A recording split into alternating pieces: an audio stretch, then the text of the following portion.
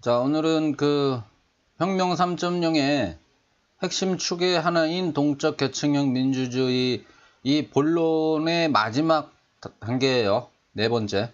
정리하는 그런 차원입니다. 그 최상위 의회는 어저께 그림으로 멋있게 그렸었죠. 이게 최상위 의회라고. 그 5,700만 명, 대한민국 인구 5,700만 명의 토론장이에요. 이 최상위 의회는 지금의 국회처럼 운영이 되지만 한 10명 정도가 모이는 것에 지나지 않고, 따라서 국회 같은 건물도 필요 없고 급여도 없고 활동비도 필요 없어요. 10명이기 때문에 급여나 활동비가 필요 없는 것이 아니라 그 오프라인 상으로 만날 필요가 없기 때문에 건물이 필요가 없고, 그 오프라인 상으로 만날 일이 없기 때문에 특별히 활동 내역이 없어요. 그리고 뭐 이 사람들이 누굴 뭐 만나고 뭐 이럴 일도 없고, 다만 이 의원들이 공통으로 쓸 수 있는 어떤 조사 기구나 그런 것들이 필요하겠죠. 행정기관에 소속되지 않고 의회에 소속된 어떤 손발은 필요할 거예요. 뭔가에 대해서 뭐 조사할 필요가 있다거나, 뭔가에 대해서 사실관계를 파악한다거나, 뭔가에 대해서 연구할 필요가 있다거나, 이런 수요는 생길 거예요. 그런 거는 아마 지금의 의원실이 갖고 있는 그런 보좌관의 의미는 아니고, 왜냐하면 그 의원 개개인이 그런 어떤 보좌관을 둘 필요는 없거든요. 그런 건 아니고 어떤 각 정당들이 가지고 있는 어떤 연구원, 연구소 뭐 이런 개념으로다가 아마 두면 충분할 것 같아요. 그들이 지역민들한테 잘 보여야 할 이유도 없고, 뭐 지역 소속도 아닌데요, 뭐. 그 각각 소속되어 있는 의회는 한 6, 7단계 의회에 소속이 돼 있을 거 아니에요, 하위 의회. 그 의회는 지역을 중심으로 모인 의회도 있겠지만 대부분은 각각의 관심사대로 뭐 동호인일 수도 있고 어떤 종교일 수도 있고, 그 다음에 지역일 수도 있고요, 물론. 그 다음에 본인이 종사하는 분야, 직업 분야일 수도 있고 여러 가지예요. 어떤 문화일 수도 있고요. 그러니까 뭐 지역민들한테 잘 보여야 할 이유는 전혀 없죠. 방송에 나가서 착한 척 할 이유도 없어요. 어차피 하위단의 의회의 의원들은 서로 다 잘 아는 사이예요.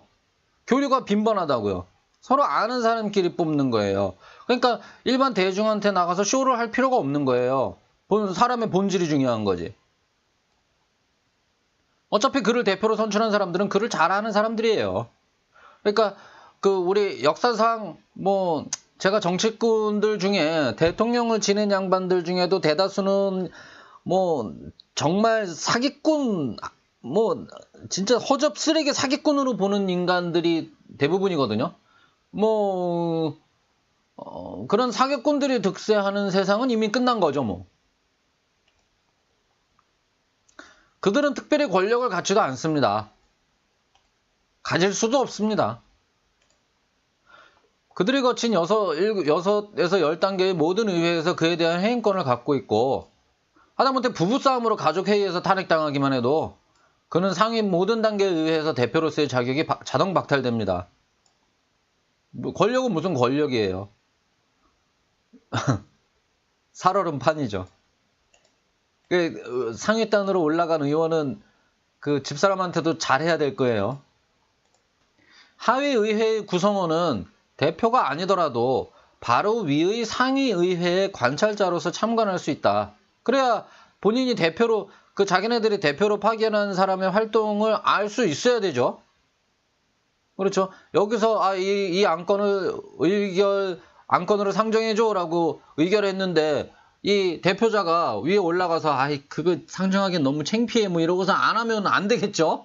대표자로서의 역할을 안 하면 안 되겠죠. 그러니까 감시는 해줘야 돼요. 그러니까 여기 우리 가족, 우리 집사람이 우리 직장 여기 의회의 안건 내역들은 확인할 수 있어야 돼요. 마찬가지로 여기서 금천구 유통인의 모임의 대표를 보냈잖아요, 이 과장을. 그러면 이 과장이 여기서 오고 간 안건에 대해서 잘 가지고 올라가서 의논을 하는지, 그 다음에 이 과장이 어떤 다른 헛소리는 하지 않는지 감시해야 돼요. 그 다음에 이 유통인의 모임에서 이 대다수가 뭐 이 바보 같은 얘기들을 하고 앉았다 그러면은 다른 곳으로 옮겨가자는 것을 제안할 수 있을 정도로 요 밑에 하위단의 그 소속원들은 요 바로 참가하고 있는 상위단의 의회의 내용을 속속들이 알 수 있어야 돼요. 다만 그걸 한 단계 건너뛰어서 그 위에 거는 알 필요 없다 이거죠. 윗단계 의회의 논의는 볼 필요도 이유도 없고 봐봐요. 서로 피곤해지기만 합니다. 위의 윗단계의 논의가 정 궁금하면 대표에게 물어보면 되고요. 굳이 비밀도 아닙니다. 그거는. 위의 윗단계 의회가 마음에 안 들면 의결을 거쳐 다른 상위 의회로 가져가 건의를 할 수 있고 건의가 상위 의회에서도 받아들여지면 그렇게 탈퇴 후 다른 곳으로 바꾸면 그만입니다. 상위 의회를 탈퇴하는 것은 마음대로지만 새로운 곳에 가입하는 것은 그곳에 허락이 있어야 할 겁니다. 그래서 섣불리 혹은 가볍게 옮겨 다니는 것은 어려울 거예요. 무슨 이슈에 따라서 뭐 우르르 몰려가가지고 의결한다거나 이런 짓은 잘 하지 못하게 될 거예요. 인터넷상의 취미 동호회처럼 아무런 이익이 오가지 않는 경우라면야 마냥 받아줄 수 있겠지만 모든 크고 작은 의회가 크고 작은 이해관계에 대한 결정권을 갖게 되므로 미묘한 균형이 맞춰진 상태가 됩니다. 따라서 새로 가입하려는 하위 조직의 의도나 성향은 당연히 고려사항이 됩니다. 예를 들어서 오토바이 매니아라는 3만 인분짜리 의회가 있어요. 그 자동차 전용 도로에서의 오토바이 운행 허가를 발제하여 논의 중일 때 이것을 상위 의회에서 기각시키는 것은 의도대로 하기 어렵습니다. 왜?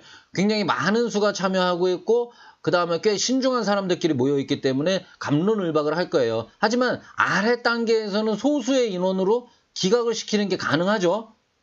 만약에 그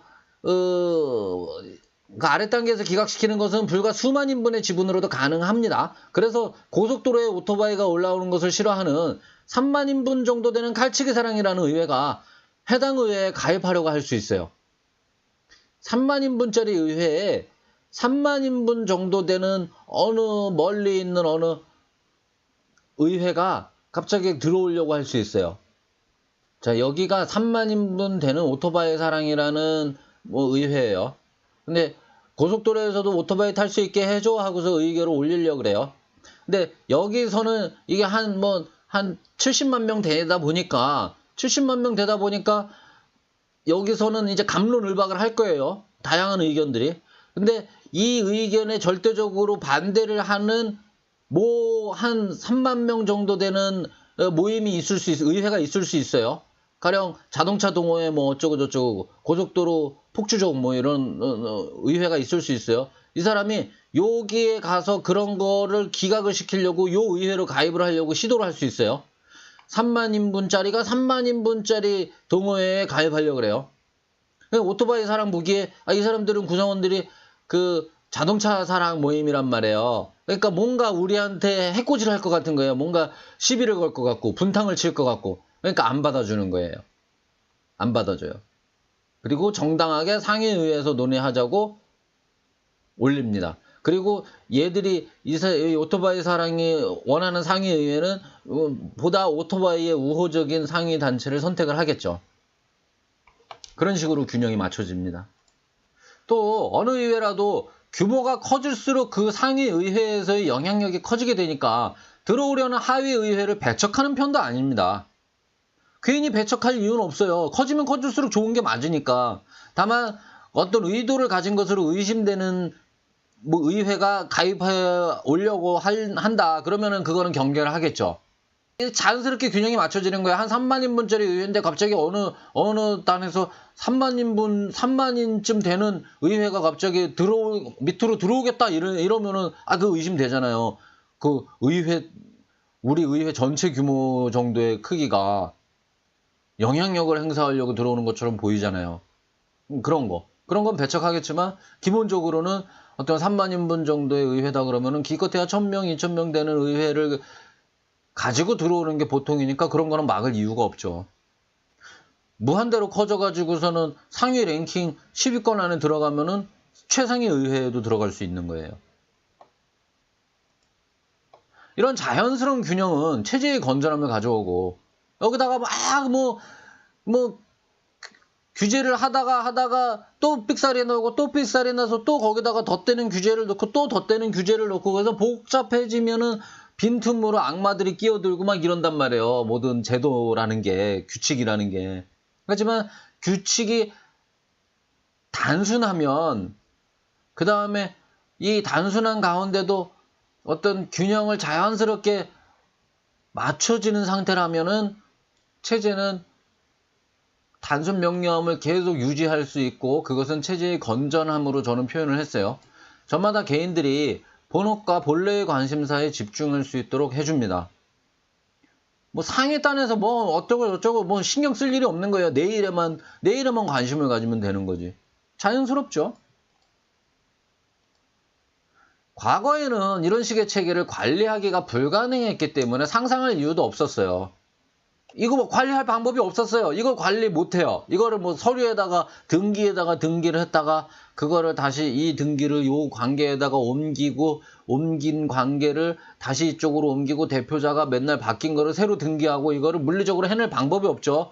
뭐 그래도 수백만 개는 되는 의회들일 텐데 관리할 방법이 없었어요. 하지만 현대사회의 전산기술은 이런 시스템의 관리를 굉장히 효율적으로 할 수 있게 할 뿐 아니라 이미 수없이 많은 곳에서 그 증명을 하고 겪어왔기 때문에 기술적으로는 하나 문제가 없습니다. 최상위 의회를 제외하고는 의회가 논의하고 결정하는 것이 다른 조직과 기관에 영향을 미칠 수는 없으며, 그렇죠? 남들 의회가 뭐라고 한들 영향력을 행사할 수 없어요. 의회가 논의하는 것은 오로지 상위의회로 보낼 대표자의 선출과 스스로 낸 안건 및 하위의회로부터 올라온 안건에 대한 의결, 그리고 스스로의 규칙에 따라 구성원에 대한 입회, 탈퇴, 의결권 정지 등의 통제를 할 수 있을 뿐이다. 자기 일만 생각하는 거예요. 자기 일만. 그리고 기본적인 어떤 그런 조직 관리, 기본적인 조직 관리 더하기 자기 일에 대한, 자기 관심사에 대한 논의, 그것만 한다. 자, 이것으로 혁명 3.0의 커다란 한 축인 동적 계층형 민주주의에 대한 구조에 대한 설명은 다 된 거예요. 뭔 소린지 모르시겠죠? 아마 반복해서 요 얘기를 언급할 일이 있을 것입니다. 차차차차 아마 공감하게 되실 거라 믿습니다.